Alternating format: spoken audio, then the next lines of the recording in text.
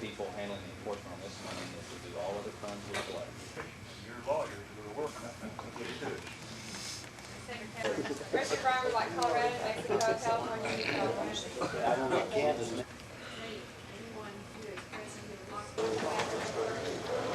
Move, we recess for 1:30.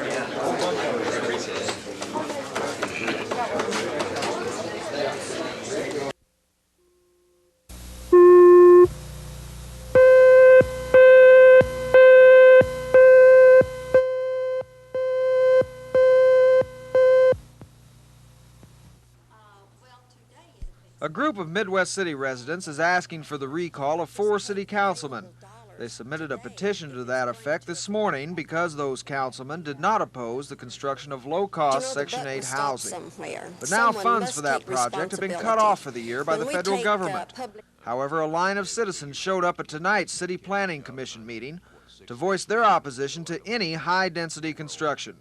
One resident explains why. I think Midwest City should have a building moratorium. I really do, because our sewer is running over capacity, our police protection, our water department, everything is overloaded at this time. If we don't have one, we're going to add to our problems such as crime and so forth. And right now we need to stop it and clean up what we have before we add to it. Okay, what do you do for a living? I'm in the construction business. I'm a paint contractor. I paint new homes, which this hurts me. But I would rather be hurt a little now than a lot more later. So the issue in Midwest City is no longer just Section 8 housing. It's expanded to include growth in general. And that seems to be the issue, at least until city services are improved. Ted Brown, Action 4 in Midwest City.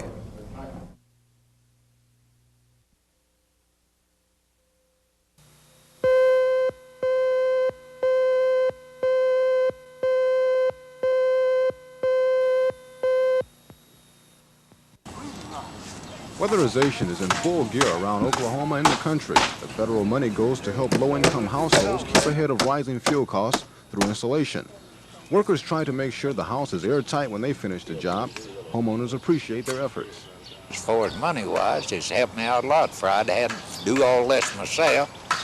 And you know, a guy on fixed income, he ain't got much to spend. And that's all. One worker says when the federal weatherization program ends, many people will suffer. I believe it'll have a great impact on the, minority and poor people that's using this program, because this program has helped a great deal of people. It really has.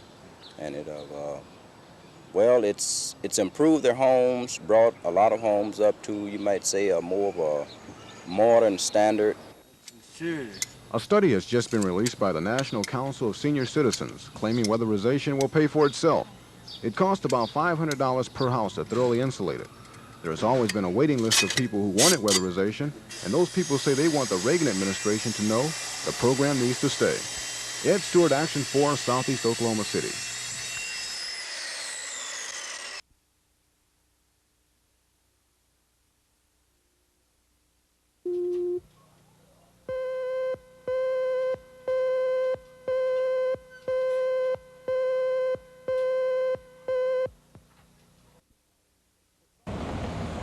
What started out as a fight against Section 8 housing in this area of Midwest City has now turned into a battle for a complete building moratorium, because many of the citizens here say the sewage system just can't handle additional housing.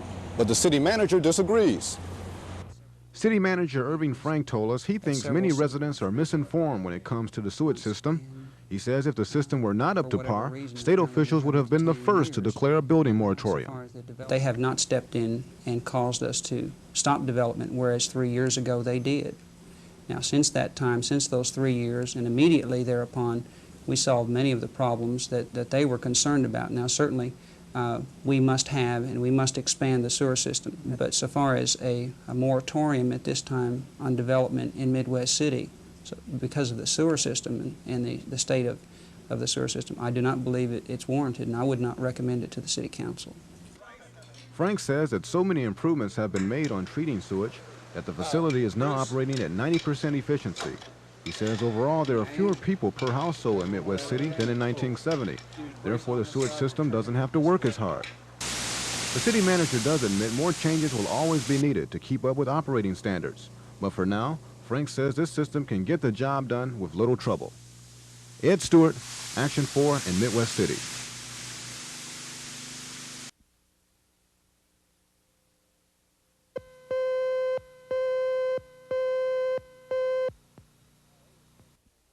Our older veterans are worried because they're at a stage in life where they depend on a fixed income, Social Security, VA compensation, and this type of thing for a living. And we have an inflation rate which would eat up most of the raise if they were given a raise. And they're definitely worried. They're concerned about it, and it's a legitimate concern. Somebody needs to come forward and tell us where these cuts are at and what they're going to do. If you're going to bite the bullet, you may cut back on some of the fat in the VA, such as the employees, staff, personnel, and this type of stuff. But if you're going to cut into the benefits of the veteran, then that's biting the dust.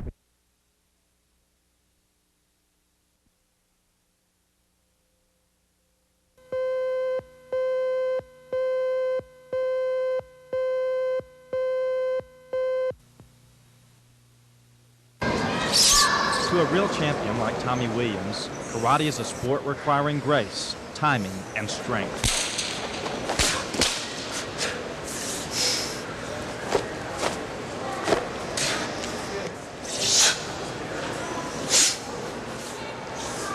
It teaches me about myself. Primarily, that's what I like about it more than anything else. And I think about straight lines and balance and perfect execution. Those elements are to Tommy Williams what color, emotion, and vivid imagination were to Picasso. That one move right there, I want to get that straight. That's going to get me falling. Black belt form, ring 6. My name's Tommy Williams. My style is Tae Kwon Do. My form is bust side.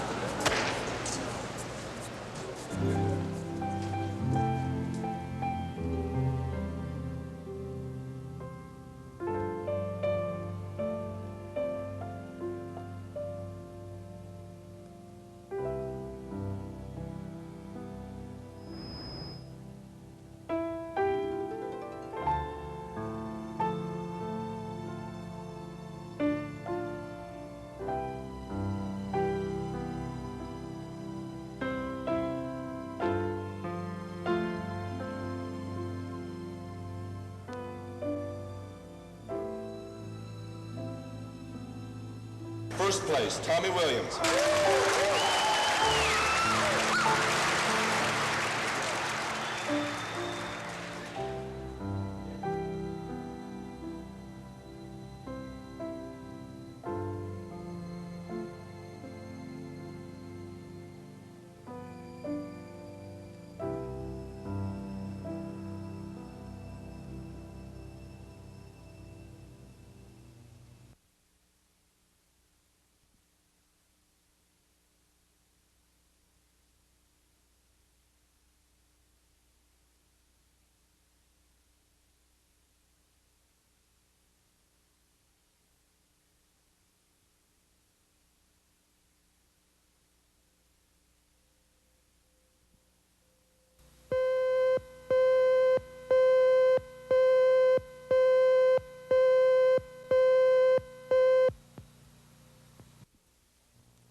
The City Council's Finance Committee has recommended raising the rental rates for the Myriad Convention Center, which would mean an additional $27,000 a year for the city. City leaders will also take a look at an ordinance increasing fees for building and construction permits. The proposal, if passed, would raise permits by an average of 60%.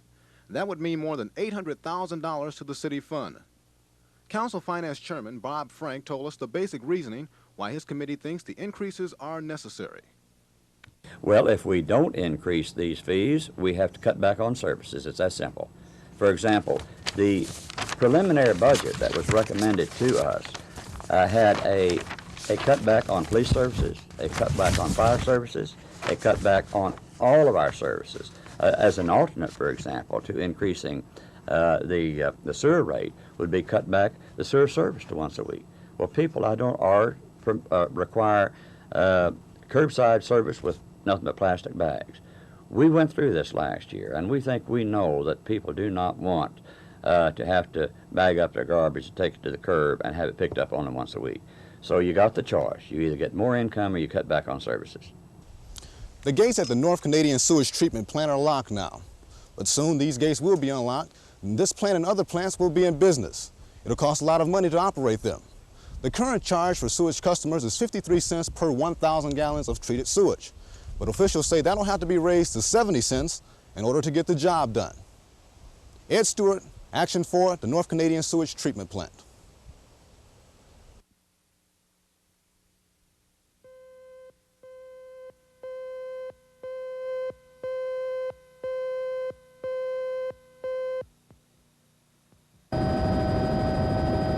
Fort Cobb Reservoir supplies water to the city of Chickasha and other nearby communities.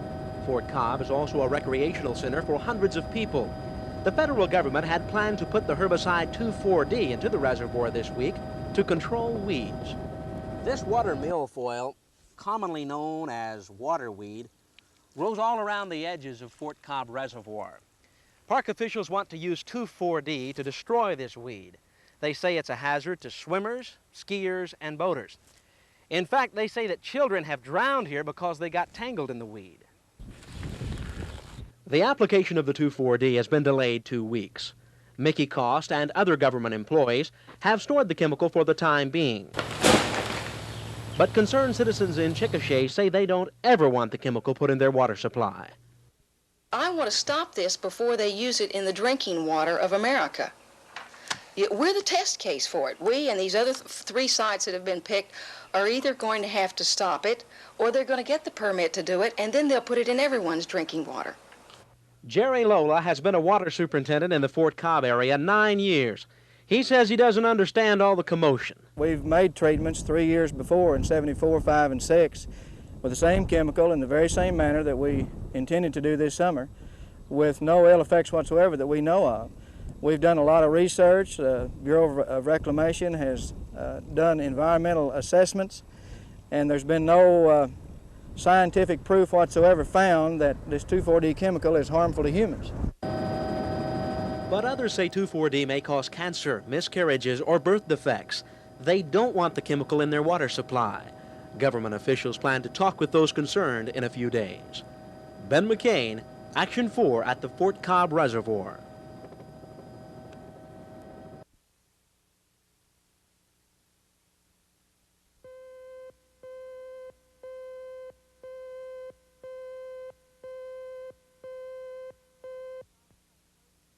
She's not a violent type person. No, I can't say that. I've been around her, and we've never had hassle. I've come up and played cards with her and talked to her about the Bible and different things, and no, she's not violent. She's not violent, not one bit. As far as I know, she might have been provoked into this, but no, she's not a violent person.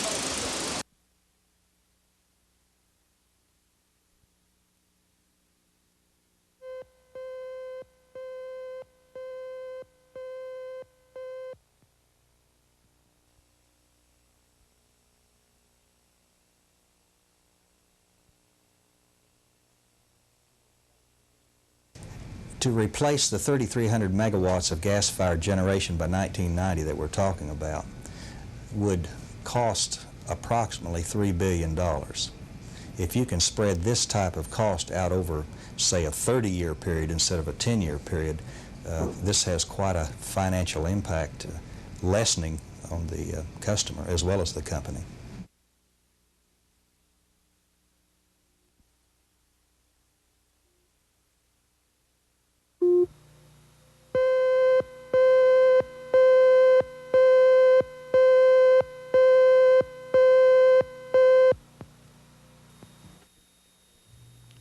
The Oklahoma State Fair is a big business operation with a profit of millions of dollars each year.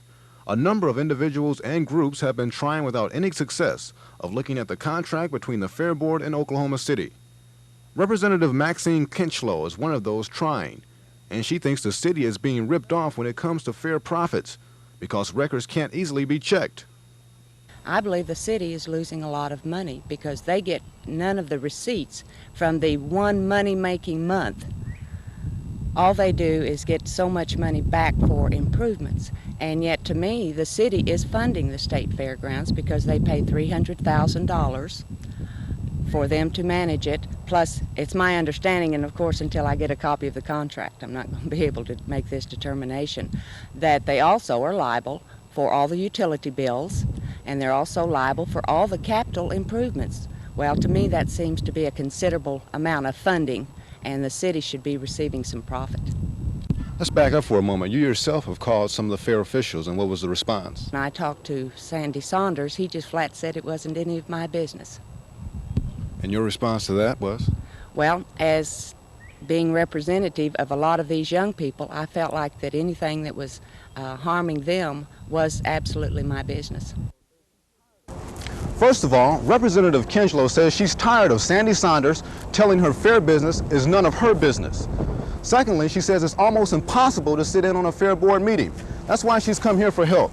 She's asking the Attorney General for an opinion on Oklahoma's open meetings laws. She says there may be a violation.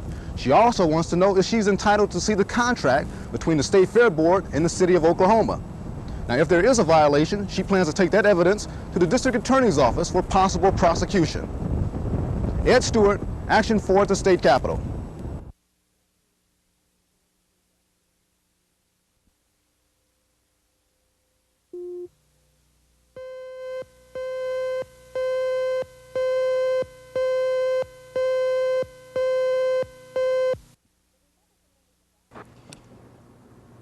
The Republican members of the House caucused at 1 o'clock this afternoon in a closed-door meeting to talk about the problems they've been having with House Speaker Dan Draper.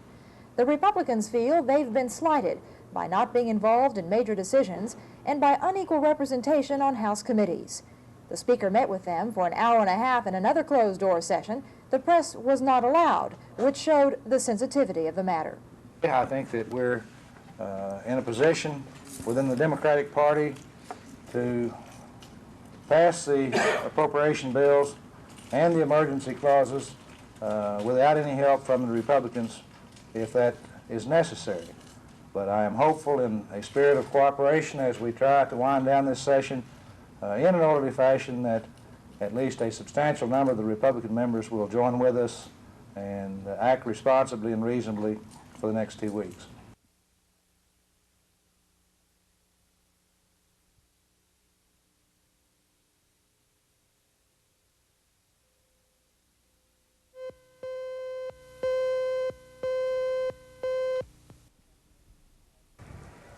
There are certain things found mostly in the Southwest: fiddling contests, rattlesnake hunts, and chili cook-offs. Oklahomans take a lot of pride in their chili and in the techniques that they say make it the best. But nobody got a deer this year, so. Well, maybe no deer at the Red Mesa this year, but they still managed to throw something together for the cook-off. We've got 9 different chili powders from Mexico, and we have a community effort, a bunch of people from Pawnee. And we put a little bit of ourselves in here along with the chili and the meat and the spices and mix it all together and come out with a good pot of chili. On the other hand, some cooks put more than just themselves into the pot. Part of the secret is, use the very finest beef, and this is brisket. It's all brisket. We're gonna have a runoff here.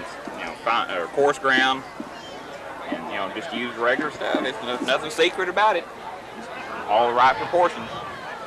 Of course, little Budweiser beers in. Gives a good Okay, Mr. Miller, cut executive vice. We don't allow any water in it, so we got to put beer in it. A little beer in the chili, a little chili with the beer. The two go together like country music and two-stepping. Carl Schnitzer, Action 4 at the Chili Cook-Off.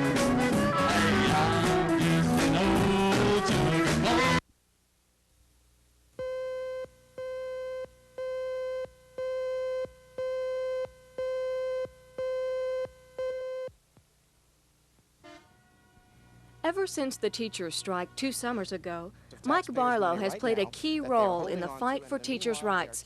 It's no wonder members of the teachers' union want Barlow at the negotiating table this summer to help finalize the contract for next year. But yesterday, school administrators told Barlow he couldn't negotiate this year because of fine points in the state eligibility statutes. The school board says Barlow's still employed by the district, and that's a major point in his favor. But school negotiators say that point alone doesn't seal the deal. There is another provision in the statute that we feel like does not fit. The statute says that they must be employed by and serving in the district that they propose to represent. Mr. Barlow is the executive director of the State Federation of Teachers and serving the state. He's not serving this district.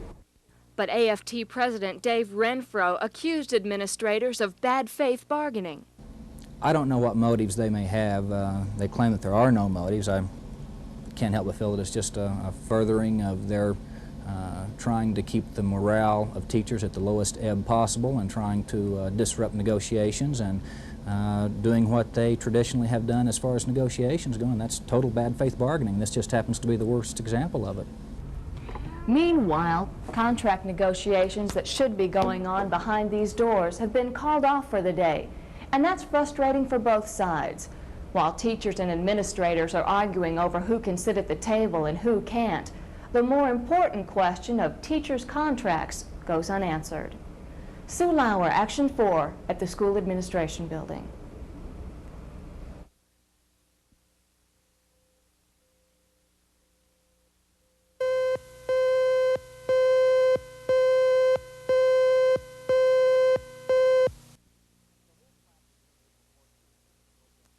The whole flap began April 14th when Northwest Oklahoma City citizens voted to replace school board member Dr. Armand Start with Hugh Long.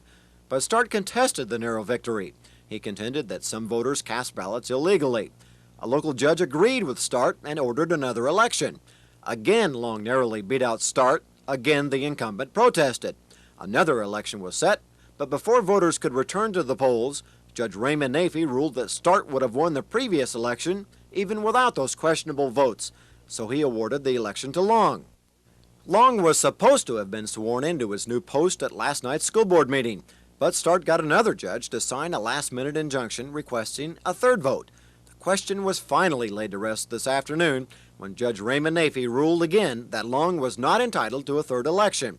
Nafee offered to personally swear Long into office and put an end to the matter. Long took the judge up on his offer. He's scheduled to be sworn into the office tomorrow morning. Meanwhile, Start says he's very disappointed with today's ruling, but he says there's nothing he can do to stop Long from being sworn in. Scott Wallace, Action 4.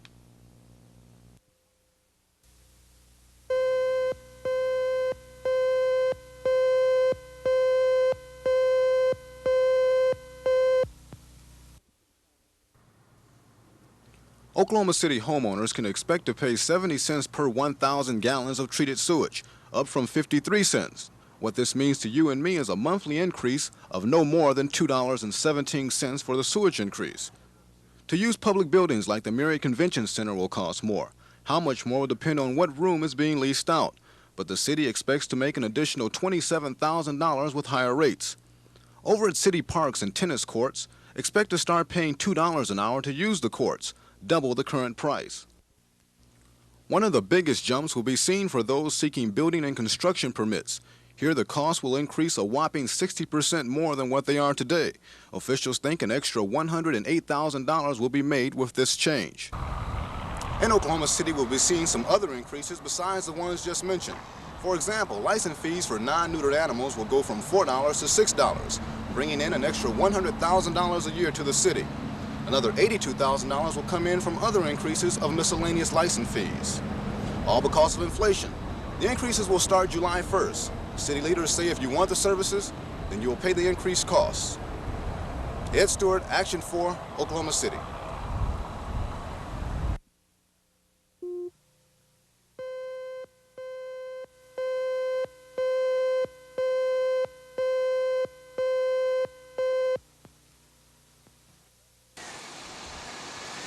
Agents arrested 3 men today suspected of transporting nearly a ton of high-quality marijuana. The bust occurred just before noon today on Interstate 35, just south of the Kansas border. The suspects were driving 2 pickup trucks allegedly containing 1,800 pounds of marijuana with a street value of well over $2 million. We arrested 3 individuals. At this time, they are in custody. They're going to be transported to the U.S. Marshal's office here in the Western District. We are in the process of going down to the U.S. Attorney's office and signing a warrant affidavit for a search warrant.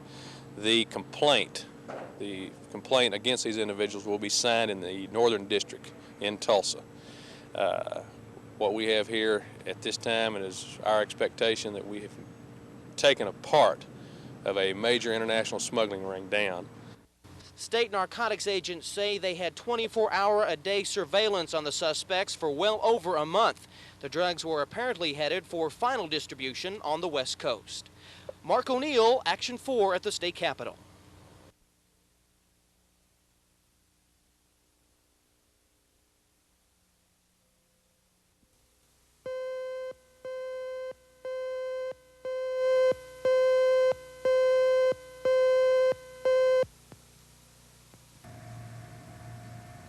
Hello, Pat.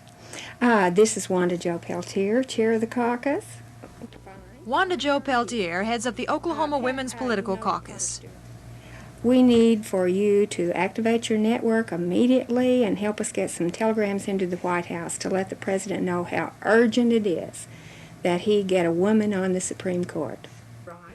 Wanda Jo has done some research into President Reagan's reappointment patterns, and she says women have definitely been left out of the picture. He has an incredible record. Already he's filled over 200 jobs, of those really good jobs to be confirmed by the Senate, and he has filled those jobs with only 18 women. And women and minorities combined get only 1 out of 10 of those jobs. And the Women's Political Caucus is outraged by this record. So she's been in contact with women around the state to tell them to send the president telegrams, urging him to fulfill a campaign promise of naming more women to high-level positions. Mr. President, what about a woman for the Supreme Court? Are you going to appoint a woman? Wait, no decision has been made yet on a replacement. Are you looking specifically for a woman, though, sir? Always. Do you have a list of names? You know? We have been for quite some time just basically preparing for any future appointments, and there'll be an announcement shortly. In the meantime, Wanda Jo and others will be working to influence his decision. And if he doesn't appoint a woman this time, they'll just have more statistics to work with to prove their point. Bella Shaw, Action 4.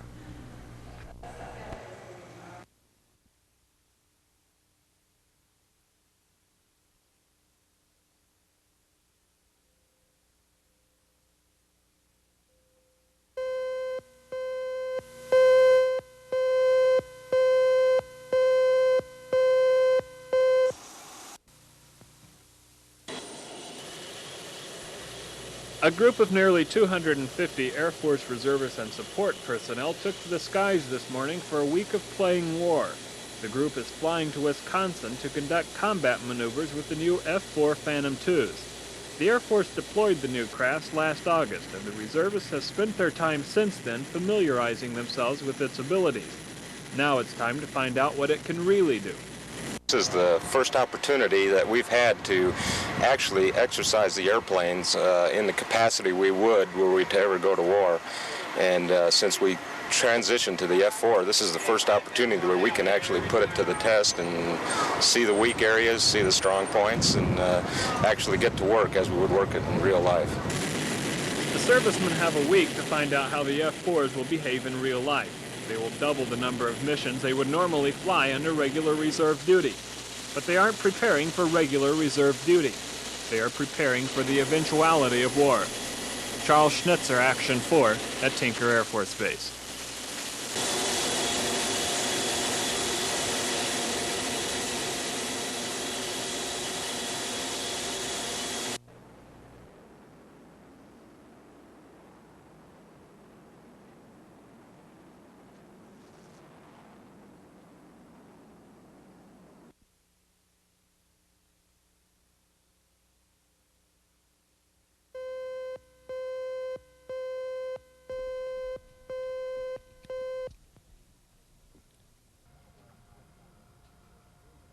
Travel agencies were relieved to hear the news about the averted strike. This morning, customers were at the agencies making vacation plans.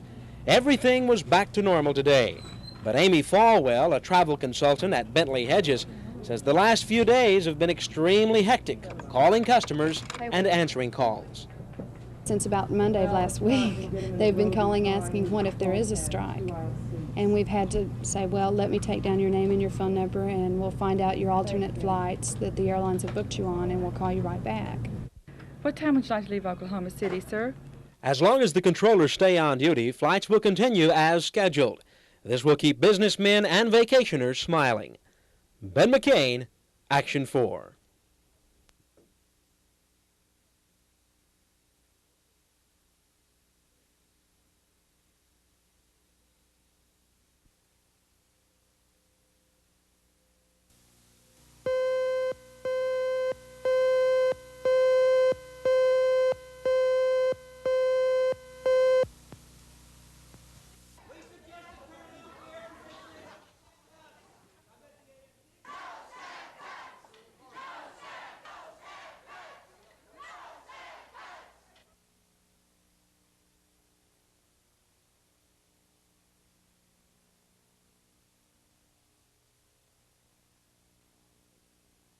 We still have 31 teachers that have not been reinstated. At the time that the action was taken by the school board, we contended that it was done illegally, that it was not according to their own school board policy. It was in violation of the negotiated agreement for teachers in Oklahoma City, and we have been pursuing a legal course since that time. We are getting closer to actually filing a petition in court, and I think that unless the school board immediately rehires all of the teachers that are still not reinstated, that they will see us in court very soon.